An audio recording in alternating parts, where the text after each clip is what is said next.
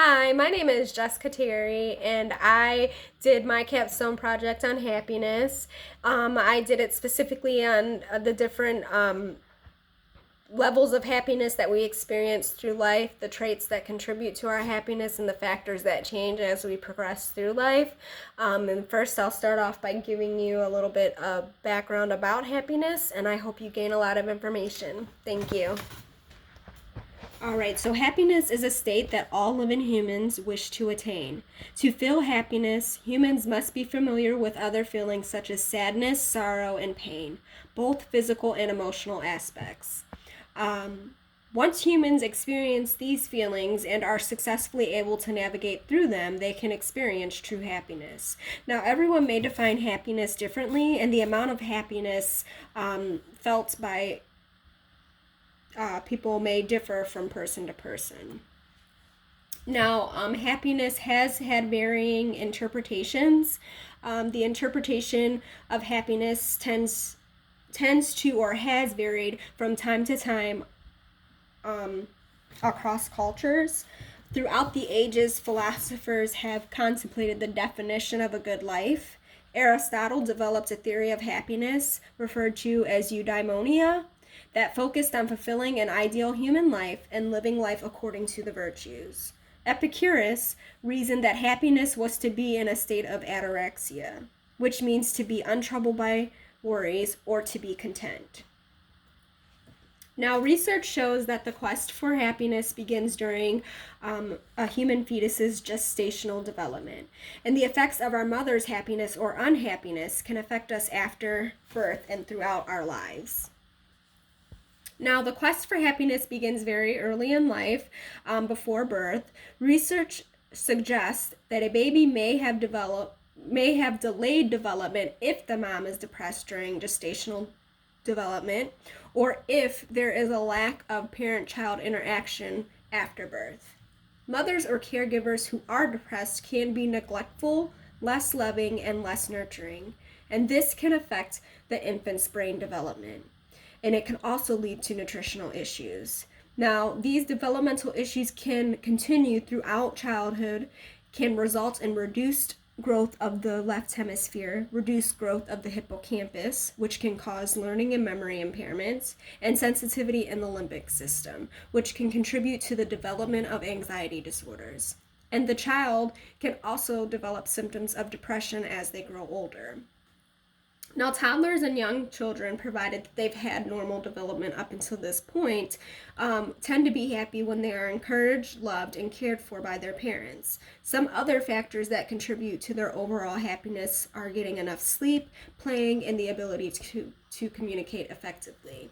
Now, resilience is also a skill that we begin to develop during this time, and resilience is defined as the capacity to cope with and overcome difficult situations. One characteristic that can contribute to resiliency is having a positive attitude. Resilient individuals usually have positive outlook on life and themselves. Individuals who are resilient can utilize their skills, strengths, and determination to overcome challenging, thinking of every day as an opportunity to learn and be better rather than failing. Now, the ability to be resilient is an essential trait of happy people because they see every experience as a chance to learn something new and remain confident in their abilities. Now, resilience is a skill that will continue to develop throughout life, and adolescents and teenagers are most happy when they have close, stable relationship with their families. And the characteristics of families that have happy teenagers is open and honest communication, clear boundaries on acceptable and unacceptable behaviors, healthy friendships, and healthy eating and exercise habits. Now, as teenagers continue to grow, happiness can be encouraged by maintaining clear rules and regulations, supporting healthy relationships and diet, and maintaining a positive attitude. Basically, lead by example. Now, as we progress from teenage years into adult years, we begin to engage in an activity that will have drastic implications on our happiness throughout life, and that is sex. Sex has many benefits, including contributing to our overall happiness. Now, The benefits of sex include relieving stress, contributes to a better functioning immune system, improves overall libido. Sex also improves female bladder control, lowers blood pressure for both men and women, counts as an excellent cardio workout, lowers the risk of heart attack, reduces pain, and decreases the development of prostate cancer in men. Now, every time humans engage in sex and we reach an orgasmic stage, the body releases DHEA. DHEA is short for dihydroepiandrosterone. DHEA is a hormone produced in female and male bodies naturally in our adrenal glands. Now, DHEA has immense benefits for both men and women. DHEA contributes to better functioning immune system, lowers depression, promotes bone health, improves sports performance, slows the aging process, promotes weight loss, and is a testosterone booster in men. Now, sex will also help to burn calories, about 100 calories per couple. So while this is not a lot, any activity is better than no exercise at all. And also, sex reduces cortisol levels in the brain. Cortisol is known as the stress hormone, so the more cortisol levels a person has, the more stressed they tend to be, whereas the less amount of cortisol a person has, the happier they tend to be. Now, research also shows that engaging in sex every day for 2 weeks leads to cell growth in the hippocampus.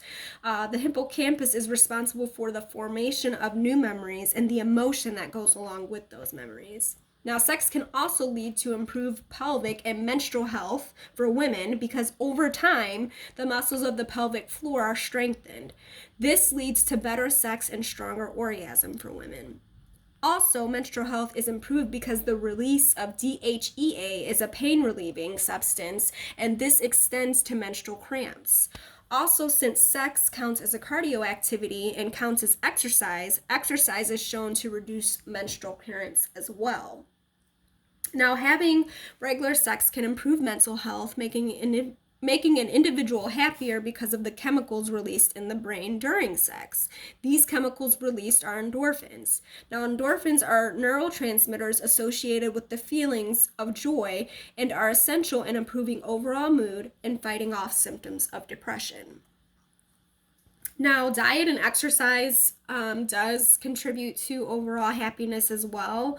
It is suggested that humans eat 7 to 8 servings of fruits and vegetables, and people who do this are healthier and happier.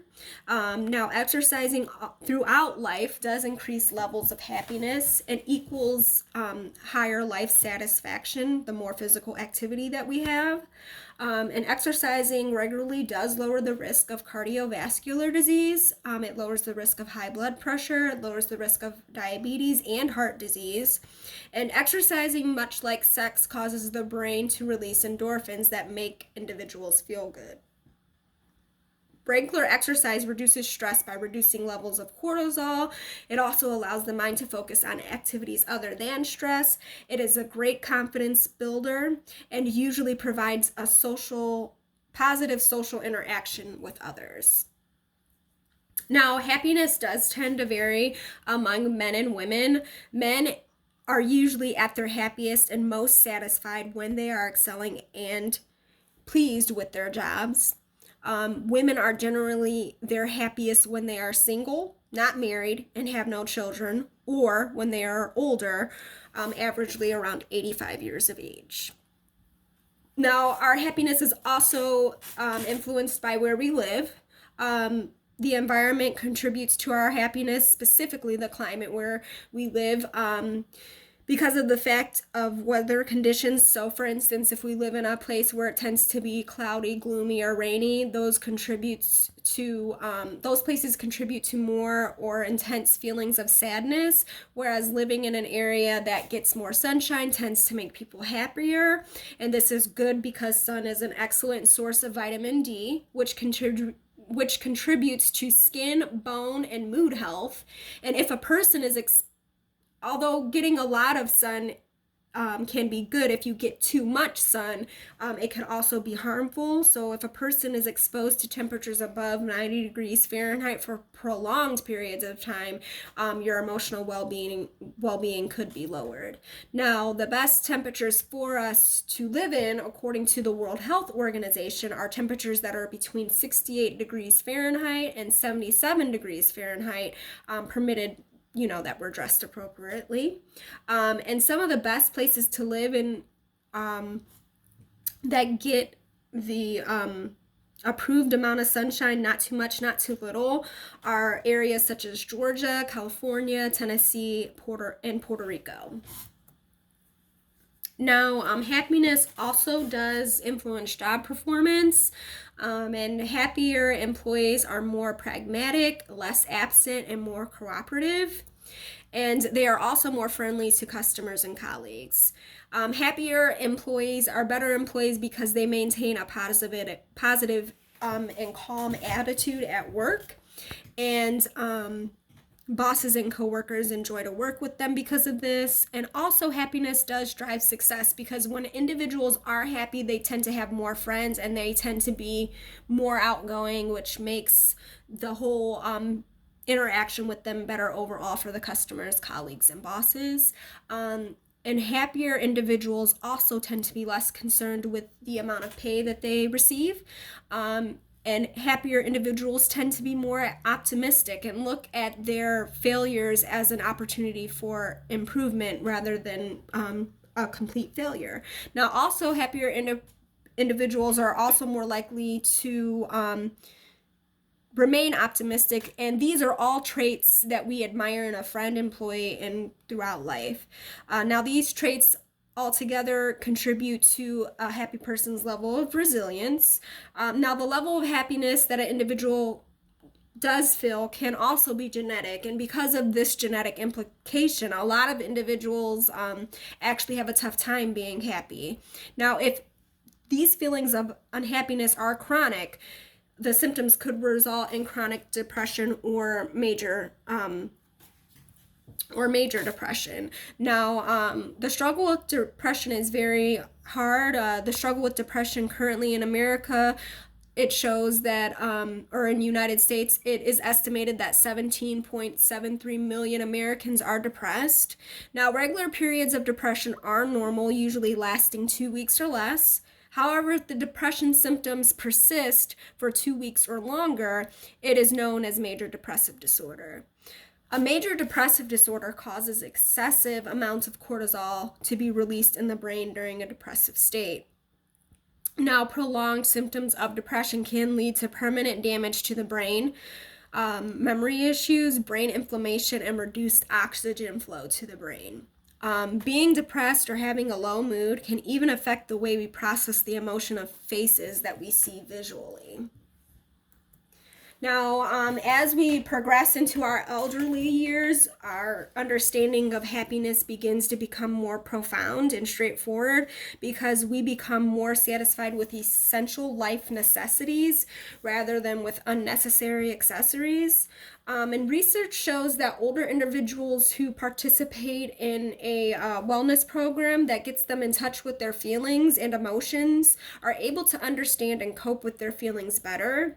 And elderly individuals usually find comfort in the fact that their love will be passed down and their families will continue to grow, and the cycle of happiness will continue throughout life. This concludes my PowerPoint presentation. I hope you all have gained a lot of knowledge. The next few pages are my references. However, if you guys do have any questions, feel free to email me on Blackboard. And I hope you guys enjoyed the show and enjoyed the presentation. Have a great day and stay safe.